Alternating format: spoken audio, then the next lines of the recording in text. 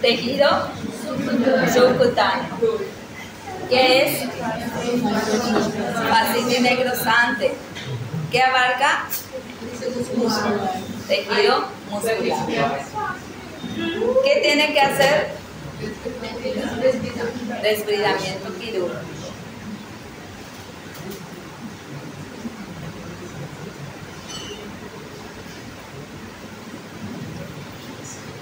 Bueno.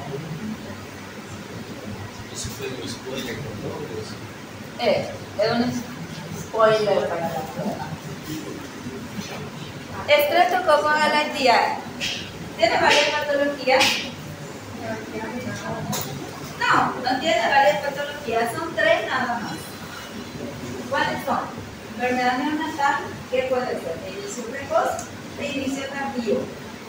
Enfermedades embarazadas e infecciones en hombres y mujeres que no estén embarazados. ¿De qué depende? Del sistema inmune y de la enfermedad del base de esos pacientes que no están embarazados. ¿Qué significa enfermedad neonatal de comienzo precoz? Lo que tuvieron en la clase pasada, es menos de la mitad. Que aparece antes de los 7 días. ¿En qué momento adquiere la enfermedad del recién nacido o el feto? Durante el nacimiento, en el momento del parto o intrauterino. ¿Y de comienzo tardío? 1 semana a 3 meses. ¿En qué momento adquiere la enfermedad del recién nacido? Exógeno. ¿Puede ser contacto con la madre o con otro portador? ¿Cuáles son las sintomatologías o las patologías principales tanto del comienzo precoz como del comienzo tardío? Meningitis, neumonía, bacteremia, sepsis. Meningitis deja secuelas mayores en comienzo precoz o comienzo tardío. Comienzo tardío. Porcentaje de muerte es mayor en comienzo precoz o comienzo tardío. Comienzo precoz. Porcentaje de muerte es mayor en comienzo precoz que en comienzo tardío. Secuelas es mayor en comienzo tardío que en comienzo precoz. ¿Cuáles son las secuelas de una meningitis? Sordera, ceguera y retraso mental. Esas son las principales secuelas.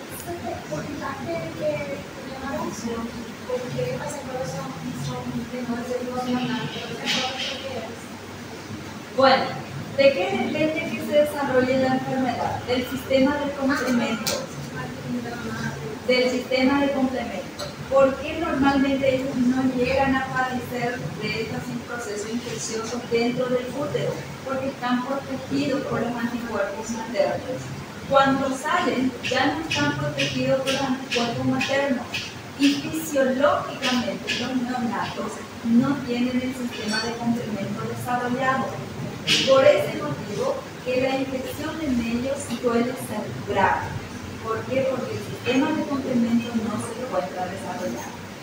Además de ello, se ha visto que en ciertos serotipos hay un residuo como el terminal de ácido ciálico. Ese ácido ciálico inhibe la activación del sistema de complemento. Aunque tengan desarrollado el sistema de complemento, la presencia del ácido ciálico evita que estos sistemas de complemento se protejan. Entonces, los neonatos por ese motivo se encuentran totalmente desprotegidos contra los procesos infecciosos. ¿Hay vacunas en contra de la galactiae? ¿Hay vacunas? No hay vacunas. ¿Por qué? Porque hay varios serotipos.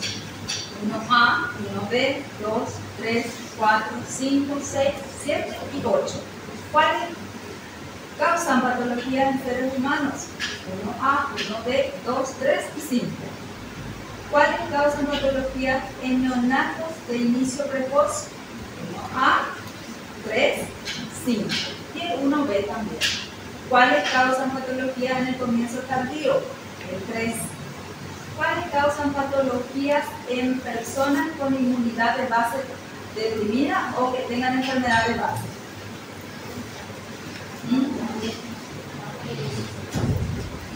¿Todos? ¿Seguro?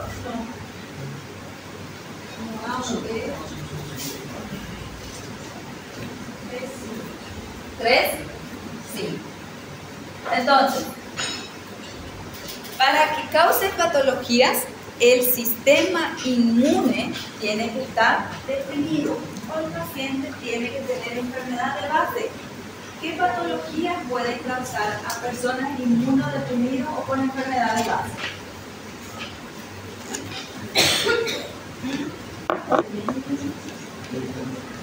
Infección en las vías urinarias, neumonía, endocarditis, bacteriemias, artritis, osteomielitis, sepsis urinaria, vasitusia. En mujeres embarazadas, endometritis, amnionitis, infecciones de las vías urinarias. ¿Cuál es la probabilidad de muerte de las mujeres embarazadas? Baja, si es que tiene un sistema inmunocompetente. Pero si es un inmunodeprimido, tasa de mortalidad alta. Si es una paciente embarazada con VIH y llega a adquirir infecciones en las vías urinarias por estreptococcus aureus, ¿puede llevarle a la muerte? Sí, porque precisamente el sistema de complemento medio se encuentra afectado. ¿Y quién le protege del estreptococcus aureus? El sistema de complemento.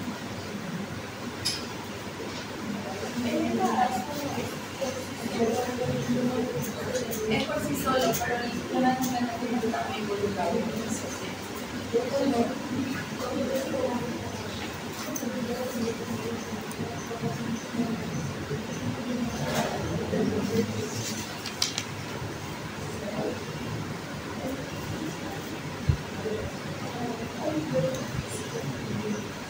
Streptococcus viridans, ¿qué patología causa? Bacteremia, endocarditis, meningitis, sinusitis, otitis.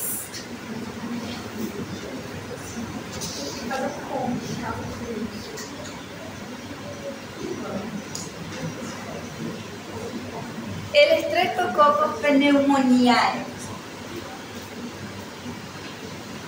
se puede considerar como un Streptococcus viridans, el pneumoniae.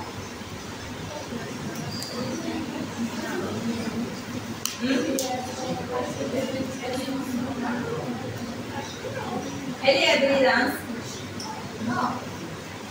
El viridans, ella forma parte del grupo viridans. ¿Y por qué se estudia por separado? Porque tiene características diferentes. Por ejemplo, la resistencia a la sensibilidad a la toxina es diferente.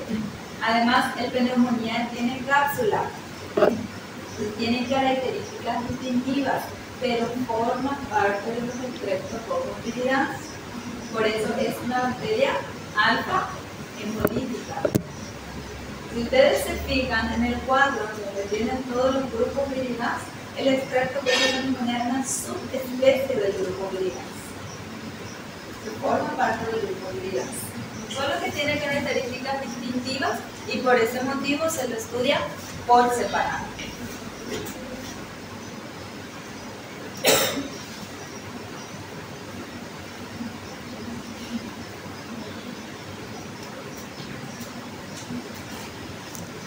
Enterococos. Cuando hablamos de enterococos, hablamos de estreptococo.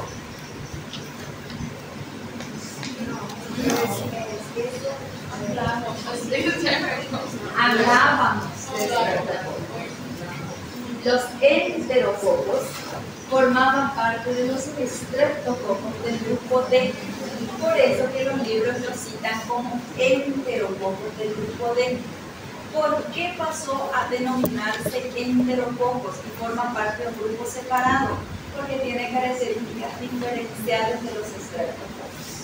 Entonces los enterococos son cocos que normalmente están dispuestos en cadenas cortas o están dispuestas en pareja. A veces también se los visualiza por separados, como cocos solitarios. Entonces pueden estar como diplococos, pueden estar como cadenas cortas, a veces cadenas largas y a veces también solamente como cocos. Son bacterias gram positivas, forman parte de la flora gastrointestinal, por eso es que a ellos se lo denominan como contaminantes de la materia fecal. Los enterococos forman parte de las bacterias que son contaminantes de la materia fecal. Entre ellos los de mayor importancia médica son los Faecalis y los Faecium. Los enterococos Faecalis y los enterococos Faecium hoy en día representan un grave problema para los ambientes hospitalarios porque se encuentran en muchas infecciones intrahospitalarias, principalmente causantes de sepsis urinaria o bacteremias. ¿Por qué? Porque se encuentran como contaminantes de la materia fecal. Entonces, cuando hablamos de Faecal y Faecium, hablamos de bacterias que se encuentran dentro de la materia fecal. Y si se encuentran contaminando, por ejemplo, muestras de agua, ¿qué significa?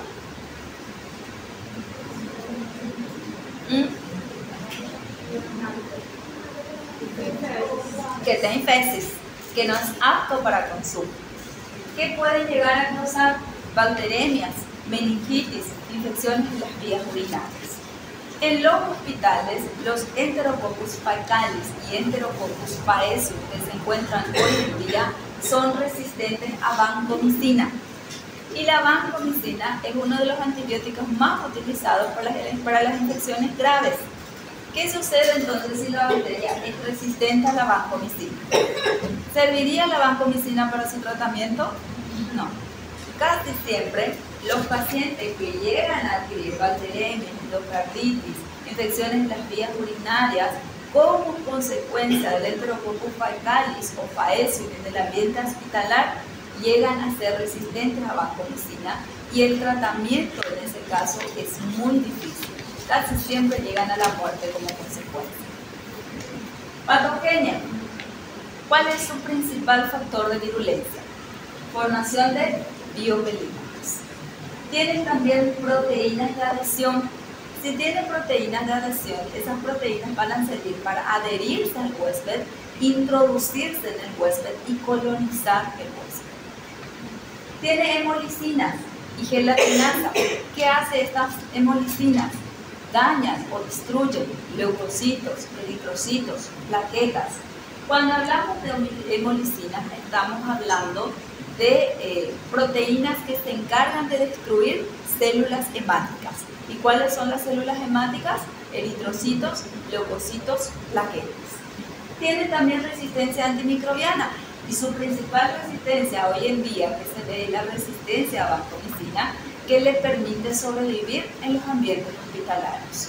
¿Por qué se encuentra en los hospitales? Porque no se realiza la esterilización o desinfección de forma correcta.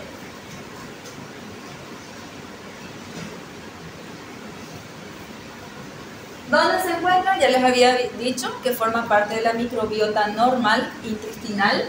Son oportunistas, se encuentran en ambientes hospitalarios, como así también en el ambiente comunitario. ¿Cómo? Normalmente cuando hay contaminación, normal tiene, pero en bajas cantidades, no una colonización. Cuando hay una colonización significa que aumenta el número. Hay en pequeñas cantidades dependiendo. ¿Por qué? Porque la zona anal de la zona genitourinaria se encuentra cerca. Entonces, normalmente hay como colonizador, pero en pocas cantidades. Cuando aumenta el número, produce infección en las vías urinarias.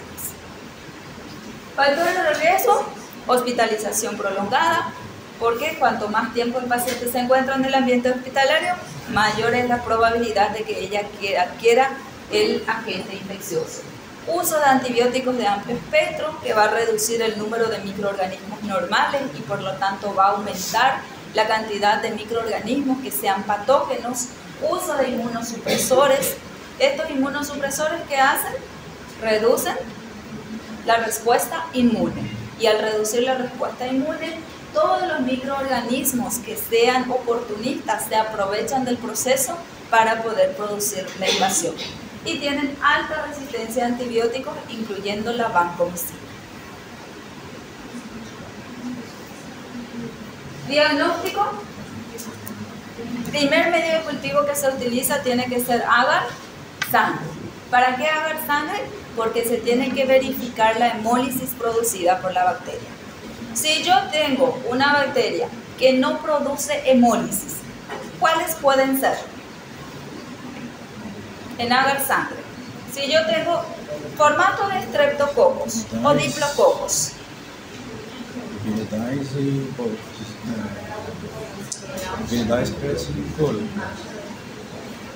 Yo hice agar sangre, inoculé mi muestra, hice tinción de Gram, visualicé por tinción de Gram que las bacterias tienen formato de streptococos en cadenas cortas o diplococos, entonces pueden ser dos tipos. No produce hemólisis. ¿Cuáles no producen hemólisis? Bovis y enterococos. ¿Qué tengo que hacer? Tengo que diferenciar, porque por Gram no puedo diferenciar, por agar sangre no puedo diferenciar. Entonces, ¿qué hago? Crecimiento en cloruro de sodio, 6.5%. Si crece en cloruro de sodio, ¿quién va a ser? Enterococos. Y si no crece en cloruro de sodio, Bovis. Sí. No, es agar sangre enriquecido con cloruro de sodio. Se le agrega 6.5% de cloruro de sodio. Cultivo en agar bilis esculina, que es otro agar que se utiliza para poder diferenciar especies. Si crece en el cultivo de bilis esculina y las colonias son de color negra, entonces podemos decir que es enterococos. Podemos realizar agar sangre y bilis esculina. Bilis esculina es similar al agar manitol. Va a permitir que crezcan solamente los enterococos y los no enterococos, que son los bovis. Si son bovis, adquieren coloración blanquecina. Si son enterococos, coloración negruzca. Y ahí diferenciamos las veces o el grupo. Pruebas bioquímicas, que ya les dije, crecimiento en cloruro de sodio, hidrólisis en bilis esculina. PCR, ya sabemos que la PCR podemos utilizarla, pero el costo es bastante elevado, por eso no es muy utilizado dentro de la microbiología. Y prueba de susceptibilidad a antibióticos. Si es resistente a vancomicina, hablamos de enterococos resistentes a vancomicina. Tratamiento y resistencia antibiótica. Normalmente se utiliza ampicilina con gentamicina, que es la primera línea en infecciones graves. Luego tenemos linezolid o daptomicina, que se utiliza para aquellos enterococos que son resistentes a vancomicina y tienen alta resistencia a cefalosporinas y aminoglucósidos. Entonces, si vemos que nuestra bacteria es resistente a vancomicina, tenemos estas dos opciones. Aquí, aquella prueba que ustedes ven allá es la prueba de bilis esculina. Si ustedes se fijan, los enterococos crecen en colonias negruzcas. Inicialmente la bilis esculina es de este color, un amarillo clarito. Entonces, si crecen enterococos faecalis, modifica el color de agar. Además, los cultivos van a ser de color negruzco. Entonces, este es bilis esculina. Aquí tenemos cuando hay crecimiento de enterococos faecalis. Se puede utilizar en tubos, como así también se puede hacer en placas. Prevención. Desinfección correcta, esterilización del ambiente hospitalario, uso racional de antibióticos, desinfección de superficies y equipos médicos y educación sanitaria para los profesionales de salud. Nosotros somos la solución y a veces somos el veneno para nuestros pacientes. Entonces todo depende de nosotros. Bueno, aquí Un paciente que normalmente es tratado con antibióticos por una patología de base que pueda ser infeccioso, tiene la flora normal desequilibrado, a veces totalmente desaparecido, otras veces se reduce la cantidad. Ahí quedan solamente los enterococos.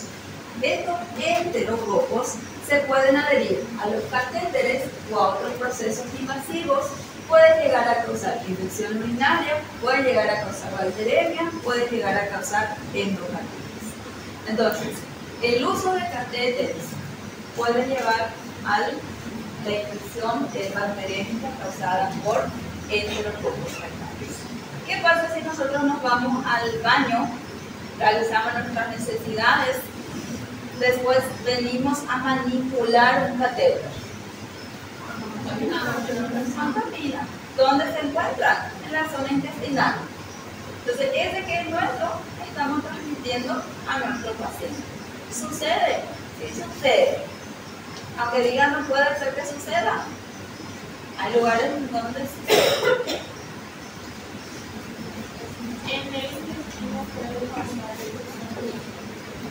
Puede llegar a causar, si es que se utilizan antibióticos, lo que va a reducir la cantidad de la flora normal. Y al reducir la cantidad de la flora normal, como los enterococos son resistentes, ellos van a permanecer. Y al permanecer van a aumentar el número y van a ser únicos proliferantes y empiezan a llegar a un proceso de infección. Puede llegar a una bacteria o una sepsis. Bueno, silencio.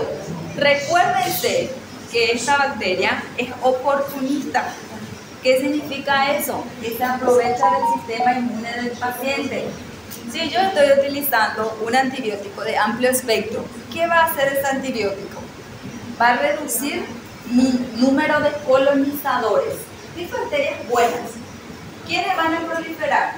Enterococos. ¿Por qué? Porque ellos son resistentes a los antibióticos.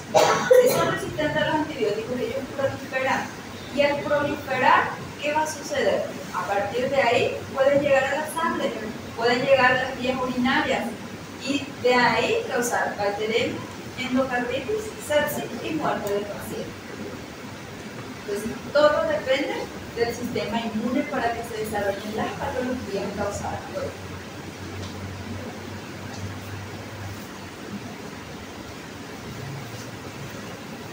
Este cuadro hace un resumen de los cocos gram positivos.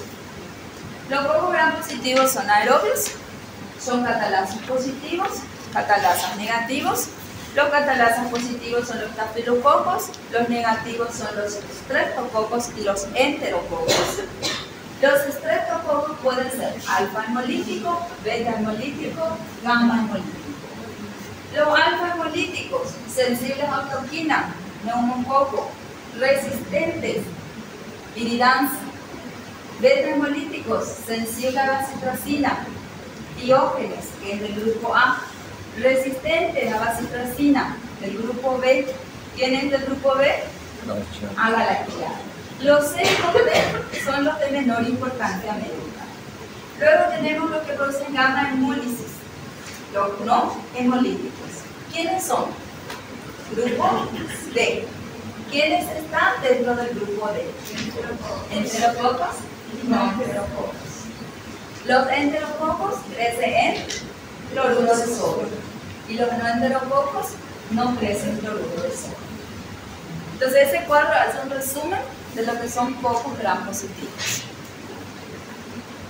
Aquí, sí. Esse grupo de grama hemolítico, ele é galactiano também não?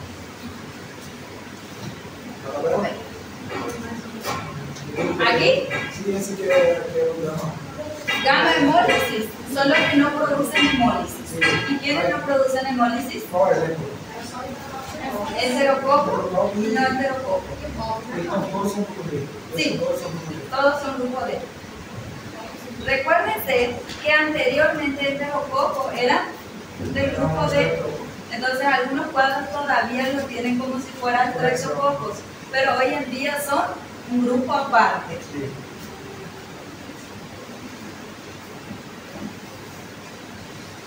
Aquí tienen otro copiatín, para que no digan que no tuvieron cómo estudiar. Tienen de forma corta, de forma larga, esquematizada, en ayuda a memoria, en imágenes. No sé en qué más quieren, ¿verdad? Dice, estructura de los estreptococos y tienen toditos, son inmóviles, coco gran positivo, agrupados en cadena. Catalasa, ¿cómo son su catalasa? ¿Negativa o positiva? Negativa. Oxidasa, carecen de esporas, presencia de pilis, presencia de cápsulas en algunas especies, tamaño de 0.5 micrómetros, anaerobios facultativos. Factores de virulencia, ácido hialurónico, proteína M, ácido lipoteicoico. Dice exotoxinas, streptolicina O, streptolicina S. Luego tenemos la streptocinasa, las exotoxinas pirogénicas. Y allá tienen la clasificación. Entonces aquí es un resumen de todas las características.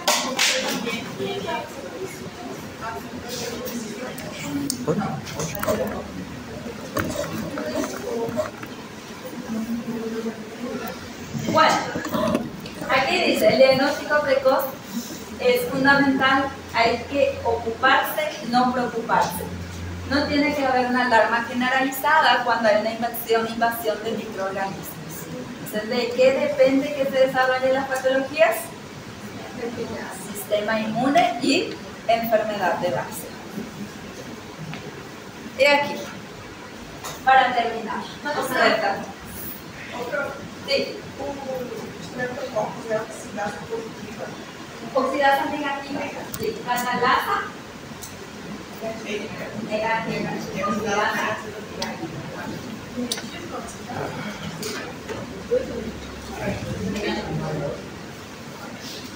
catalasas positivas, ¿quiénes son? Y esa es una prueba distintiva entre estafilococos y enterococos.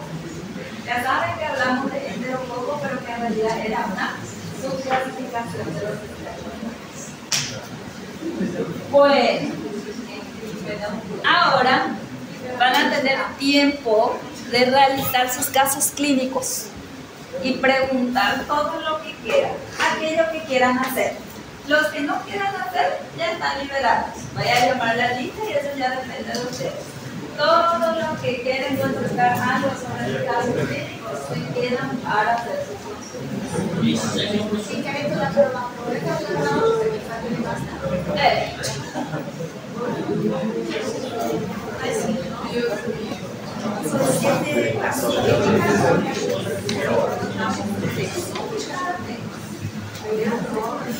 Professor, então o bônus chega no daqui.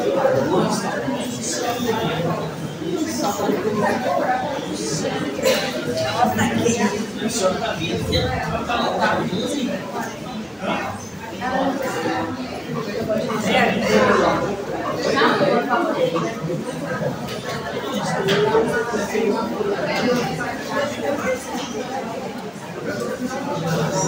Ecco, shampoo o tutto Verifichiamo. Luciano. Giovanni Oliveira. Araceli.